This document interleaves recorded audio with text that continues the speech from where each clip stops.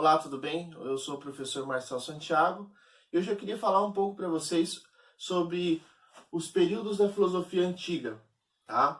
Então, a filosofia antiga, ela se inicia no século 6 a.C., no início da filosofia mesmo, tá? O primeiro período da filosofia propriamente dito, e ela vai até o século 6 depois de Cristo, tá bom? E ela se subdivide em 4 períodos. O primeiro, então, é o pré-socrático, ou também chamado de período cosmológico. O segundo é o período socrático. O terceiro, o sistemático. E o quarto, o helenístico ou greco-romano.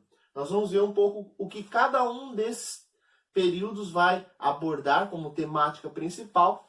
E aí depois, nas seguintes aulas, nós vamos falar um pouco sobre cada um desses períodos e alguns filósofos que se destacam nesses períodos aqui que nós vamos estudar, tá certo?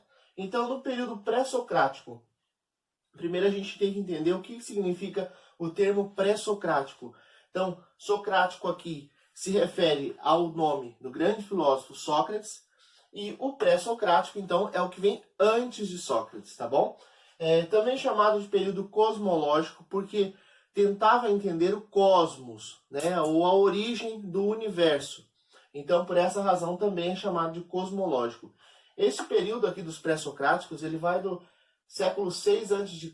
até o 5 a.C., tá certo?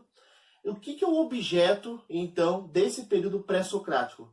Entender, então, a origem do mundo, a origem do universo. Como é que esse universo surge, como é que o mundo surgiu, né? De fato, o que compõe esse surgimento, né? O que está por trás desse surgimento do universo? Então, ele quer entender a origem do mundo e também as causas das transformações na natureza. O que está por trás dessa constante mudança que existe na natureza? Então, esse aqui é o objeto principal aqui do período pré-socrático, tá certo? Depois, no segundo período, o período socrático, de fato leva esse nome também por causa do ilustre Sócrates. Então, nesse período que vai do século 5 a.C. até o século 4 a.C., ele vai se ocupar aí de investigar questões mais ligadas à humanidade, né? Com relação à ética, política, técnicas, tá certo? Mas também ele vai buscar compreender qual é o lugar do ser humano no mundo, né? E vocês vão perceber quando nós estudarmos Sócrates que, de fato, esse questionamento acerca das definições, das questões humanas, com relação à ética, política, técnica, Sócrates faz muito, né? Ele aborda as pessoas e começa, então, a questioná-las através da sua metodologia de fazer filosofia, e aí ele consegue, então, dar ênfase nessas temáticas e também questionar qual é o lugar do ser humano no mundo, tá bom? O terceiro subperíodo aí da filosofia antiga, então, é o sistemático. Ele compreende do século 4 a.C. até o século 3, né, o século 3 a.C.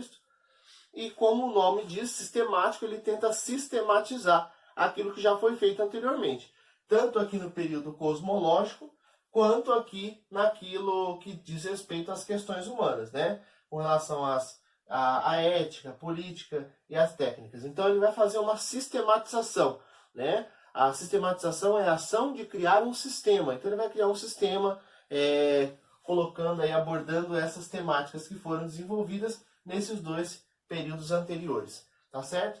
É nesse período também, como eles estão sistematizando o conhecimento que já foi produzido, que surge também a teoria do conhecimento, a psicologia e também abordagens aí com relação à lógica, tá certo?